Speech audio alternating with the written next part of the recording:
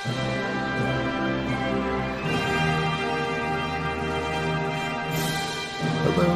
JRPG fans. Welcome back.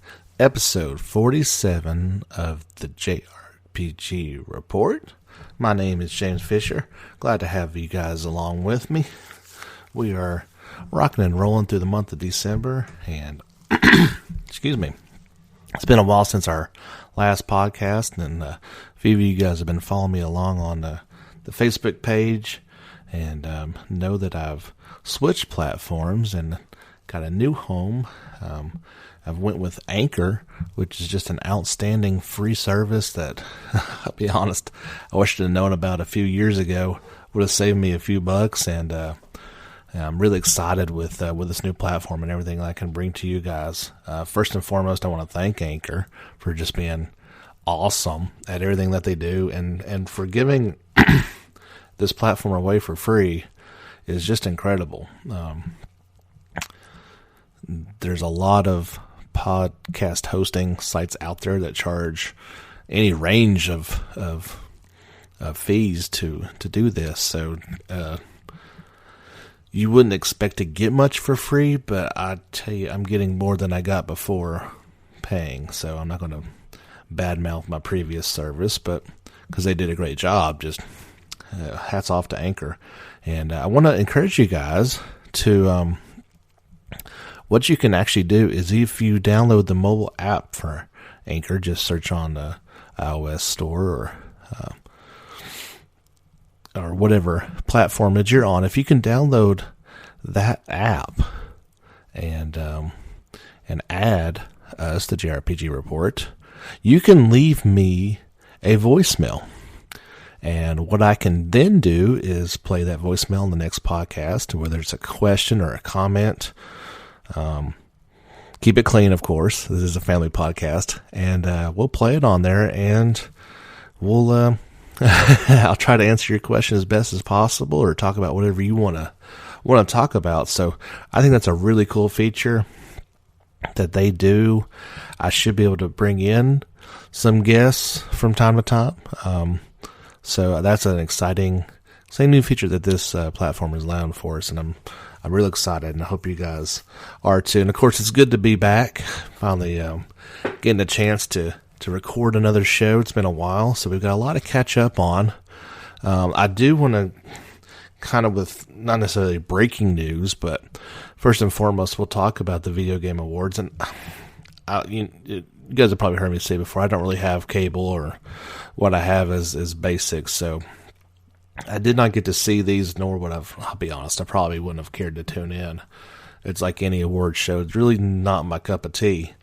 But JRPGs were well represented this year, and I guess it's not really a surprise to some, but I'd say there were a lot of people that didn't even know about some of these games, and in particular, to even have one nominated for Game of the Year in Monster Hunter World is saying quite a bit. Going up against Assassin's Creed Odyssey, Celeste, God of War, Spider-Man, and Red Dead Redemption 2, that's quite a field to even be nominated in.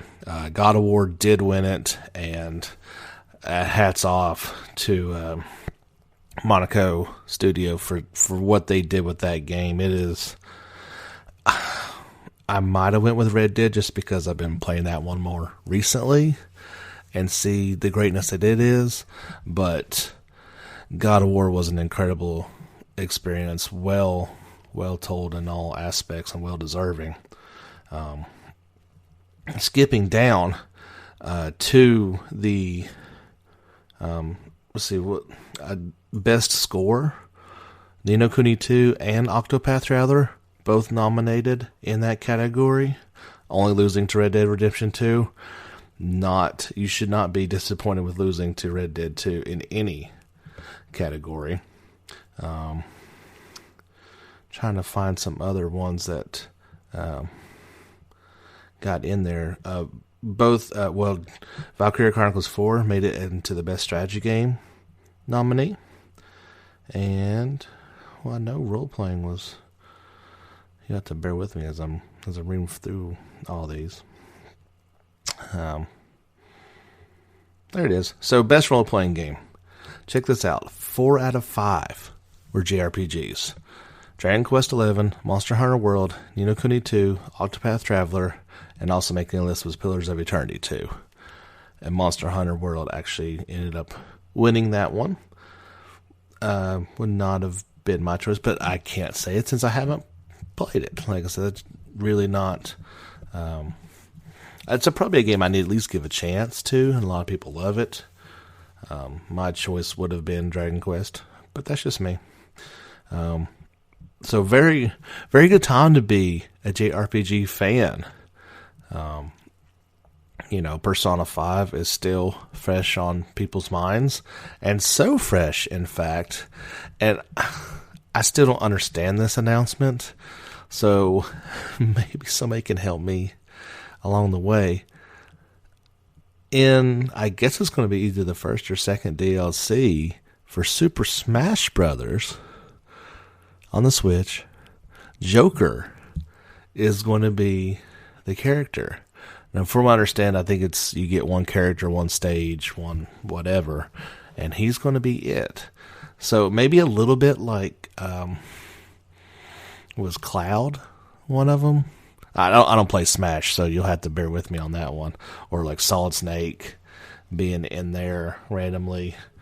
I mean, it's not as extreme as like Nathan Drake showing up in it, but it is odd considering only Shin Megami Tensei is on Nintendo to have Joker pop up. I mean, it's pretty cool, I guess.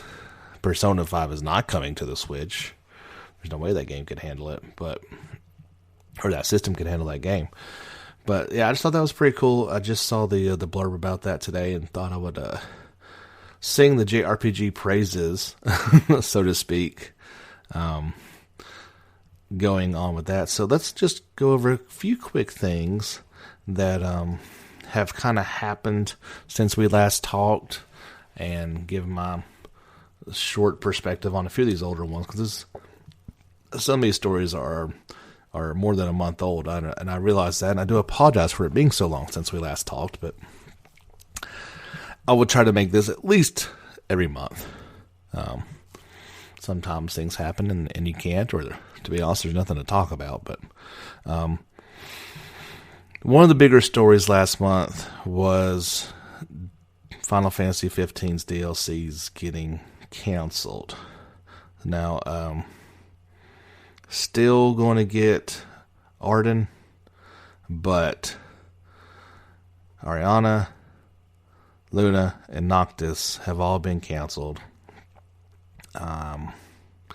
Seems like maybe they're finally just done supporting 15, and I'm kind of surprised they did it as long as they did. It's really not something that bothers me as a player, because it's really it's a game I really don't want to pop back in there. I know all the enhancements. They should have been with the game to begin with. I played it. It's done. It's not something I want to go and revisit anytime soon. And it kind of hurts me as a Final Fantasy just lunatic. So much so. Check this out, guys. I'm done talking about 15, so let's move on. I am getting to go to the Distant Worlds Symphony in Nashville in January. Me and the wife are making a special trip down there, get a couple days away from the kiddo. Nice little trip to Nashville, just a city that we love anyway. And get to see the full orchestra experience with the big screen, with the videos playing. We saw the smaller show when it came to Knoxville. What I think was like 15-piece orchestra, but this is like the big real deal. And I gotta tell you, I'm really, really excited to hear some of my favorite Final Fantasy tracks with the multimedia experience. Really looking forward to that. I'm not sure crazy about it my wife is. It's more of being dragged along to a pretty cool show, but she liked the last one, so she should really like this one. In other Final Fantasy news, because no one demanded it, the Final Fantasy 13 trilogy has been announced to Xbox One in their enhanced versions, and even the thought of wanting to go back to 13 after giving it multiple tries kind of just makes me like, bleh. Such a disappointing game. And I'm sitting here looking at my PS3 collection with 13, 2, and 3. Having not played 2 and 3, I'll be honest, I just collected them to have them in the collection. I heard 2 was much better. If I felt the need to hook up the PS3 and play through it, it'd be one thing, but I was a little surprised, I guess, when I heard that they had put those out, but I guess it's backwards, compatible games, so really nothing. And they weren't popular for whatever reason, but little bit surprised that that those were out there for people. But if you like that series, well, hey, you get to play them again. I won't be one of the people lining up to do that. A game I want to talk about that will come out in early 2019 for PS4 and Xbox One that looks pretty interesting. And it's got a unique name, Light Fairy Tale Episode 1. So I guess it's going to be an episodic series. You can actually get this now on Steam Early Access, but it'll be coming out to the systems, like I said, early next year. Very PS2 looking Japanese role-playing game. It's a one-man studio, just this guy putting it together, and the early access price is $9.99. So it looks like a budget title, but with some cool effects. It's a turn-based Japanese-style RPG setting the dying underground world ruled by a fierce and powerful empire. The goal of this project is to bring back the immersion and emotion of 90s era JRPGs, but with modern graphics and gameplay system. So I will talk a little bit more about this one when we get closer to it. It's got a really cool anime open, and you can, if you will, Google that or get on the Gematsu and check it out. I really am looking forward to this one. I think it's going to be a great time. And I don't have any problem with episode type games when they come out at episodic prices. So if each one of these things launches at $10 and there's 3 of them, well, that's awesome. I got no problem with that. My problem is if you're going to charge me $50 or $60 every couple months rather than putting it all into one game. So we'll keep our eye on that one. That was a Light Fairy Tale Episode 1. Not the best name perhaps ever, but definitely something to keep your eye on. And this one should be out as we're recording this is December 8th. So a couple of days ago, The Last Remnant Remastered came out for PS4. You can download that now. It is a remaster of the 360 title. I never got to play this one, so I'm really going to be looking at this when it goes on sale here in a couple months, and check this one out. I guess Last Remnant and Lost Odyssey, those were the 360. Blue Dragon, those were the big JRPGs that I just never got to get my hands on, and really looking forward to it. Finally one day, I tell you, it looks just like a enhanced version of Final Fantasy 12 in terms of graphics. I think it has that style and feel to it, just at a glance. So, monsters on the screen, a good battle system. So, looking to pick this one up here in the next couple of months when I can catch it on sale. Speaking of 360 games that I didn't get to play, and super excited about Tales of Vesperia. And rightfully so. It is vintage Tales, considered by many to be the best. So I want to put that theory to full test, as I have enjoyed quite a few Tales games in my time, and I'm curious to see what some people claim to be the best one, and see how it stacks up against, my opinion of the best ones. That's tough for me. I super love Abyss and Symphonia, and quite enjoyed Graces. Quite enjoyed Exodia 1. Berseria is right up there with my favorites. I really enjoyed Hearts on the Vita. It was a little different, and playing with the Japanese voices was interesting, to say the least. But so I'm quite looking forward to seeing how this one stacks up against those. We shall see. But that is actually coming out January 11th. I catched it on sale on Amazon. They were doing a Cyber Monday deal, and I missed it, but just randomly checked it and ended up getting it for the usual Prime discount, basically. Which, of course, I'm super bummed Amazon is not doing the 20% off anymore. I'm surprised they did it kind of as long as they did, because I'm sure they weren't making money. But they had it on sale, and I picked it up. Now, I picked this up for the Switch, and I understand that it's only in 1080 while you're playing it on the TV. That's all Switch games. I figure it's a 10-year-old game, right? It's not going to look that much better on PS4, if at all. Now, the reason why I did on the Switch was I needed something to play portably. I've been playing my Vita here a little bit lately.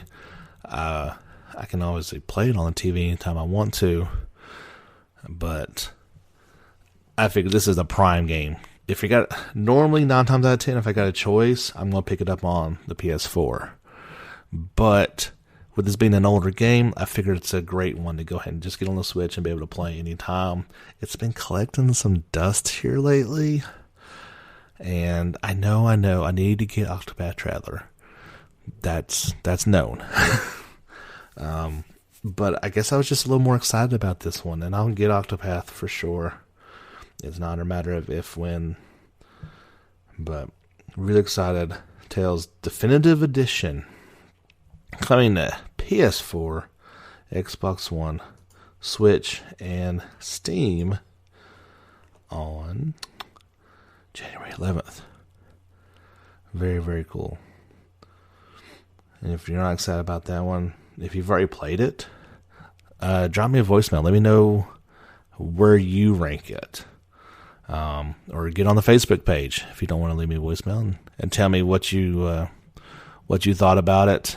Did you get to play the PS3 quote unquote definitive edition, or did you play it on 360 like everybody else? Is it your favorite?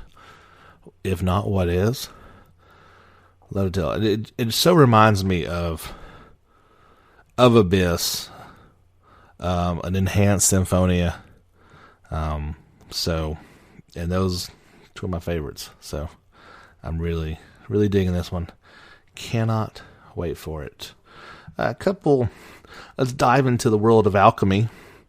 There are some games coming out here. We got a release date for Ark of Alchemists, PS4 on February 7th in Japan, and we will be getting it in the summer of 2019.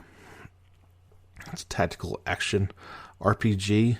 Looks like it could be pretty cool, but I just wanted to get you guys an actual release date for that one. We've got the spin-off from the Altair games with, I believe it's Nelky and the Legendary Alchemists, Outliers of the New World. And that'll come out physically and digitally, PS4 and Switch, and on Steam as well on March the 26th in North America. A couple days later on March 29th in Europe, and Koei Tecmo is bringing that to us. Now, in Japan, you can pick this one up on PS4, Switch, or even the Vita. Apparently still getting support over there, and that's coming out January 31st. If you're really feeling froggy, you can get the Collector's Edition. It's coming out exclusively through the NIS America online store. And you get the hardcover art book, official soundtrack, a deluxe cloth poster, and a acrylic standee featuring the main character, Nelky. This one's a little bit different. Like I said, it's a spin-off, whereas you are the young noble woman, Nelky von Lestram. And this is more of a town builder game. So you've got all the alchemists to do all your bidding, I guess, and it's going to feature all kinds of older players in the series. I believe I saw Verona, Totoro, Meru. I believe Sophie shows up. And I dare say by the time this game gets closer, they're going to have an announcement trailer for every single one that you've seen. And so you're kind of building the town, and it looks really cool. It kind of looks like what I wanted with Ni no Kuni 2's Town Builder, but still in that Atelier world. You still get the turn-based balance system. You still get to go do that, but instead of worrying about mixing up alchemy recipes all the time, you get to focus on the town building aspects. So this might be another one that would be perfect for the Switch. I believe we could probably handle this game just fine. So kind of looking forward to that one. In that same universe, and maybe a bit surprising, we finally got... there's a new mainline Atelier title. I believe it is called Lulua. Lulua. March 20th in Japan is release date for that. And apparently this one is going back to the Arland arc. This is called the Scion of Arland. And that was the first ones with Verona, Tutri, and Meru. So this will actually be the fourth game in that series. And we do have a spring 2019 PS4, Switch, and the PC that we will be getting it. And I know those... talking about games that are not my cup of tea all the time, and this one may not be yours, but I've always enjoyed this series, so I'm kind of half looking forward to it. Anytime I can get a good RPG, a JRPG on the Switch, it kind of piques my interest a little bit too. You guys know this. When you are living the dad life, your TV's not always available for gaming, but I can take that Switch with me anywhere I want to go and play anytime I want. And that's very valuable to me. And of course, vacations and all kinds of other things that you can take it along with you. And so looking forward to that one. And again, leave me a comment on the Facebook page. Leave me a voicemail. Let me know if you want me to stop talking about these games. I won't, but you can do there, and I welcome your opinion. That's why we've all got them. Game I want to talk about. You may have heard of this one, Kingdom Hearts 3. Yeah, so it has gone gold. All your fears of a last-minute postponement can be put to bed. The development has wrapped up according to Nomura. And let's see, what did he actually say? He, at least in the tweet, we've wrapped up development on Kingdom Hearts 3. Actually, development work has already finished. It has gone gold. It is, which is a little weird that it's gone gold this early. The game doesn't come out to January 29th, of course. Usually gold is not this early, but I guess it's a good sign. And they're just ramping up production with it being a worldwide launch. Maybe they figure they need a little bit longer. They've got to probably focus on their own worries before Christmas, and maybe this is going to ramp up right after Christmas. That's all I can figure. And I want to temper my expectations just a little bit. It's been so long since we joined Sora, Donald, and Goofy. I don't want to be disappointed. And I don't think I will be, but I just kind of want to go into it.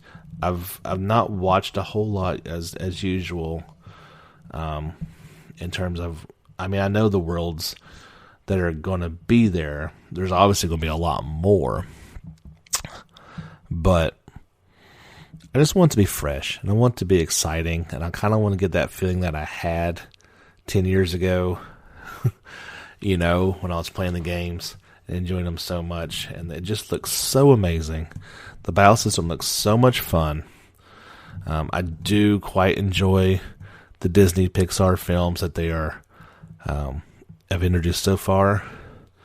Looking forward to ones we haven't seen.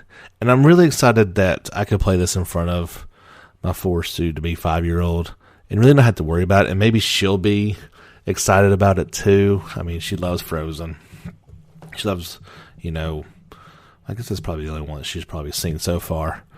But, I think she'll be able to get a big kick out of, Daddy playing a game that she loves the movie version of. So, and it's always good to be able to play a game in front of your kids and not have to worry about it. And I think this is going to fit that bill. I don't really have to worry about too much objectionable content, so to speak.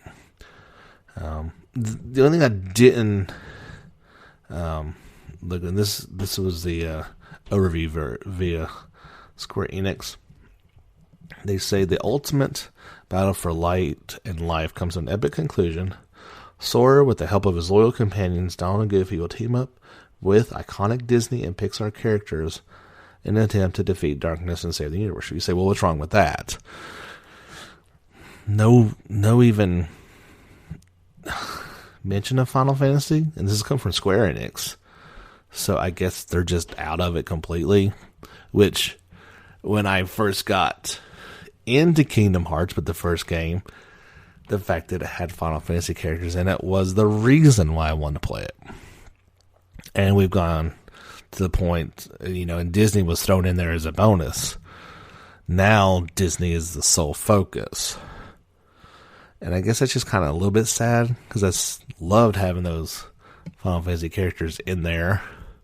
How cool was Cloud and Sephiroth, right? And maybe they'll pop in. We shall see. And we don't have to wait too much longer. And I've been saying the 25th. Of course, that's 25th is in Japan and Asia. We get on the 29th in North America and Europe. Let me just clarify that. So, let me know what you're thinking. If you're excited about Kingdom Hearts, have you pre-ordered it? Is it you get the slip of paper at Christmas that the wife got it for you? Or is it a present for yourself? What's it going to be?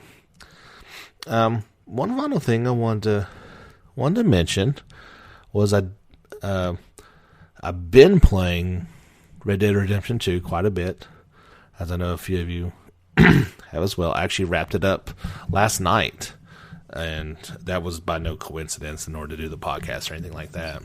Just happened to work out that way. Incredible game. Loved almost every minute. There was a few moments I could have lived without, and quite honestly, some language I could live without. But that is That's what you get with that game. Before that, of course, Dragon Quest XI.